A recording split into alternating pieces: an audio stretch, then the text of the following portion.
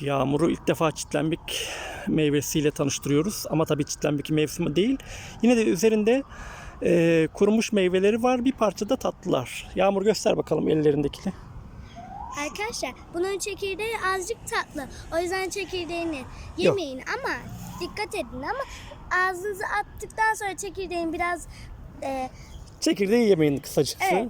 Ama tadı geliyor. Tadı güzel. Tatlı Kurumuş bir tat. olmasına rağmen güzel. Zannedersem Eylül aylarında hatta belki biraz daha da geç olabilir meyvelerin açması. O zaman taze taze yediğinde tadı daha güzel olacak. Şimdi de bir parça tat geliyor ağzımıza. Nasıl? Çok iyi. Yani kurumuş hali bile güzel değil mi? Evet. Tamamdır. İlk defa yiyorsun değil mi çitlembiki?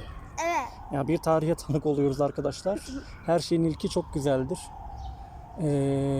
Ağacın diğer meyveleri biraz daha yukarıda. Tabii olmamışlar. Olunca belki bir daha çekeriz bu videoyu. Çekeriz.